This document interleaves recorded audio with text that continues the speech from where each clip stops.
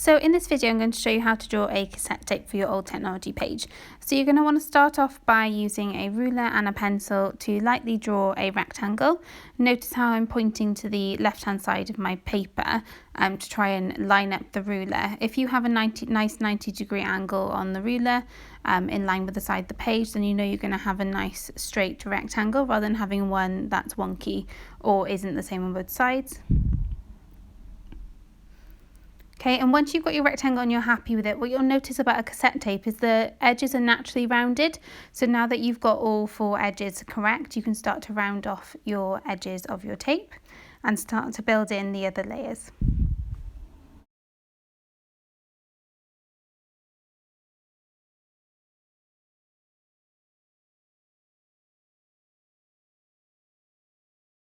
Now that you're drawing the other areas of your cassette tape, you want to make sure that with most of it, you'll notice that the tape itself is symmetrical on both sides.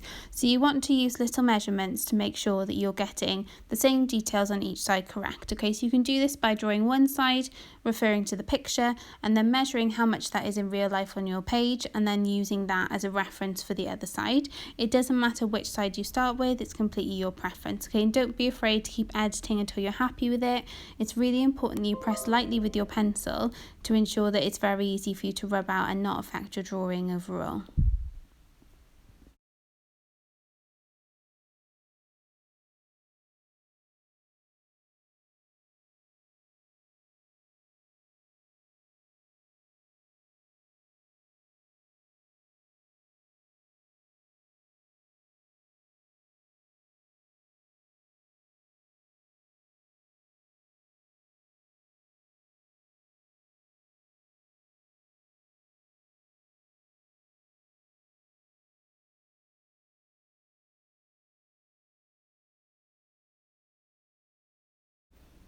What you'll notice throughout the video is I'm doing lots of little dots or dashes as markers, just as indications to help me with my drawing, to make sure I'm getting the correct proportion. This is a really good way to lay out your drawing without having to worry about having to rub out lots of extra marks, as you can directly draw over the dots and the marks that you make.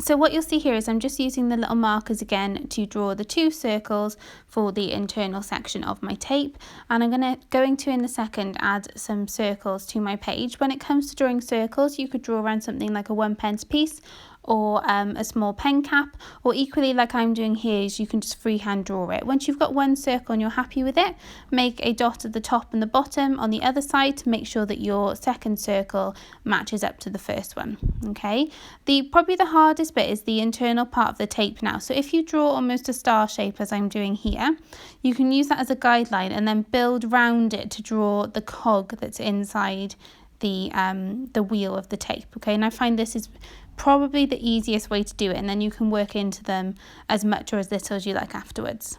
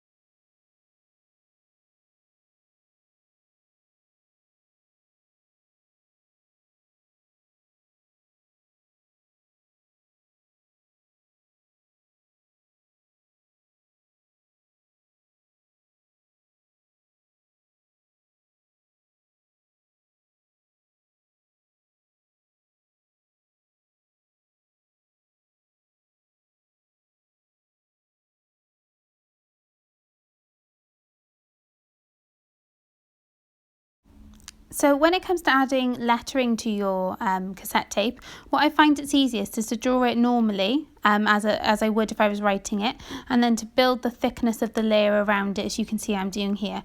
That way it means I get everything in proportion, everything is the correct size that I need it to be, and then it still means that I end up with a thicker letter at the end of it.